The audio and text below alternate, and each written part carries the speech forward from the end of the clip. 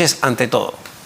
Buenas noches, Omar, ¿cómo le va? Bueno, doctor, en principio para analizar la decisión del Tribunal Constitucional, quizá, a ver, antes de ir a los detalles, en cuestiones ya del alcance que va a tener esta decisión, que entiendo se toma con 5 votos de los 6 que hay en este momento en el Pleno del Tribunal Constitucional.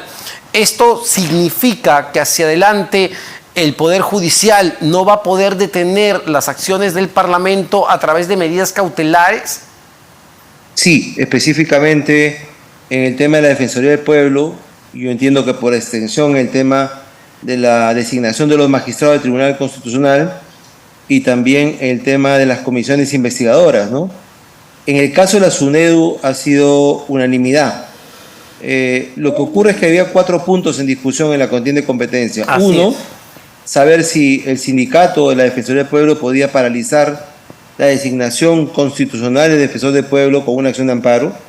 2, saber si el señor Salas Arenas podía paralizar una comisión investigadora con una acción de amparo en Arequipa. Él es un magistrado que viene de Arequipa, o sea, fue a buscar un juez apropiado en Arequipa para plantear su amparo. 3, saber si la SUNEDU, contra lo que dice el Código Procesal Constitucional, podía plantear un amparo contra el Estado, siendo ella parte del Estado. El Código Procesal dice que no procede el amparo del Estado contra el Estado porque el amparo es una figura prevista para la defensa de los derechos fundamentales de los ciudadanos y de las empresas, pero no para que el Estado contienda contra el Estado. Y en cuarto lugar, lo que ha hecho el Tribunal Constitucional es exhortar al Congreso a modificar el artículo 99 de la Constitución para incluir en el antejuicio a los miembros del Jurado Nacional de Elecciones, al de la OMP y el RENIE, con lo cual yo estoy de acuerdo, ¿no? Ahora, el cuarto proceso que hemos ganado en el Tribunal Constitucional defendiendo el Congreso, 3 de ellos ad honorem. Ahora, doctor, para ir quizá un poco en detalle sobre estas decisiones y entiendo son 5 puntos los que ha resuelto el Tribunal Constitucional. 4. Claro, 4, pero con una recomendación. Pero sí. Bueno, adicional. Pero bueno, sobre el tema del defensor del pueblo, haciendo un poco de recordaris, el sindicato de trabajadores de la Defensoría del Pueblo había presentado justamente una acción de amparo para detener el proceso, aduciendo a que no se estaban cumpliendo las reglas del debido proceso, entiendo, en la selección de los candidatos para ocupar el cargo de defensor del pueblo. Entonces, lo que les está diciendo aquí, con 5 votos de 6, el Tribunal Constitucional, es que eso no procede, porque es una función propia del Parlamento la elección del defensor del pueblo. Hay 2 cosas ahí importantes, Omar. En primer lugar, el amparo no es un instrumento para hacer control constitucional.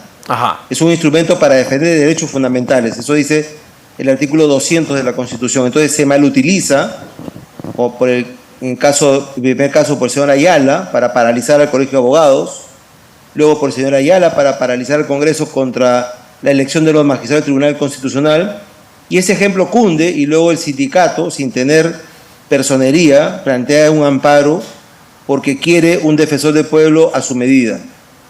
Lo que dice la Constitución es que el defensor del pueblo lo elige el Congreso, y por supuesto que se hace un procedimiento muy complicado, muy engorroso.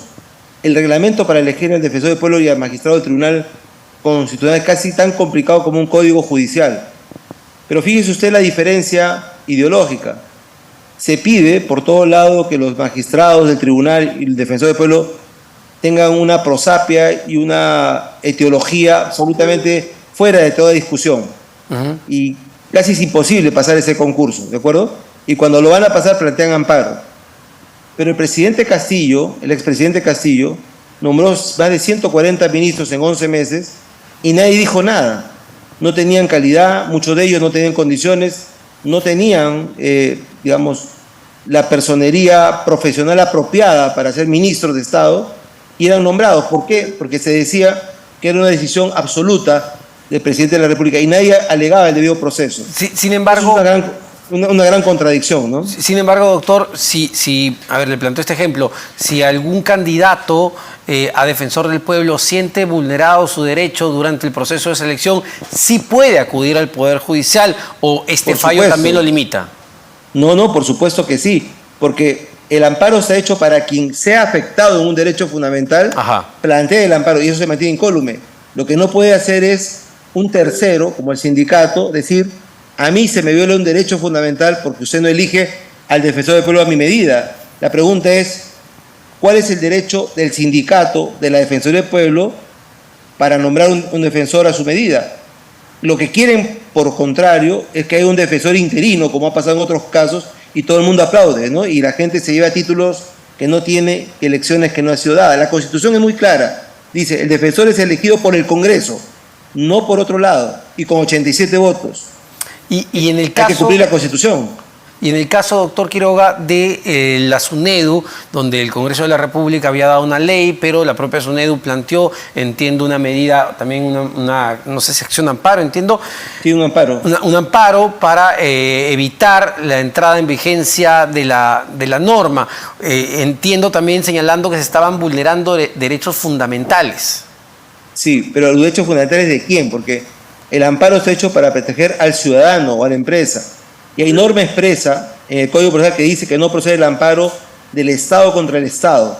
Eso viene desde el año 82 con la ley 23.506. Desde ahora. Es decir, la SUNEDU no podía aducir, como entiendo aducía, que se estaban vulnerando los derechos fundamentales de los estudiantes peruanos, dado que se trataba de afectar la calidad universitaria.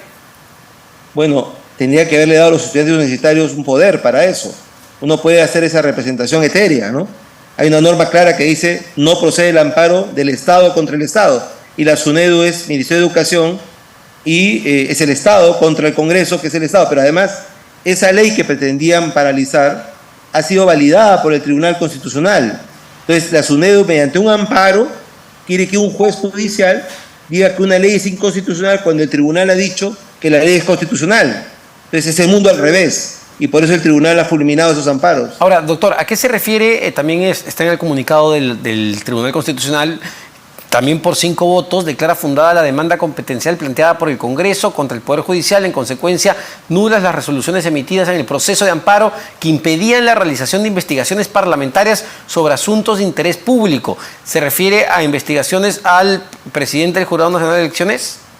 Correcto. El señor Salas Arenas, que es presidente del Jurado Nacional de Elecciones por elección de la Corte Suprema, y que es magistrado de la Corte Suprema, por lo tanto está en el artículo 99, fue citado por el Congreso y él dijo, no, yo no puedo ser investigado por el Congreso.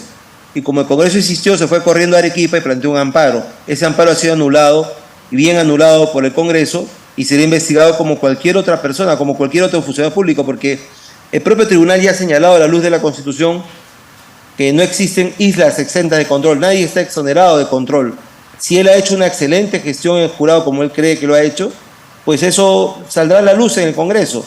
Pero no puede paralizar una comisión investigadora que de acuerdo a la Constitución está hecha para asuntos de interés público, como una elección nacional, porque plantea un amparo y recurre a manipular un juez judicial justamente en contra del Congreso. Es lo que el tribunal hoy día le ha puesto coto a ese tipo de mala utilización del amparo constitucional. Perfecto, doctor Quiroga, como siempre, clarísimo. Muchas gracias al doctor Aníbal Quiroga, abogado constitucionalista y que ha defendido diversas causas del Parlamento justamente en el Tribunal Constitucional.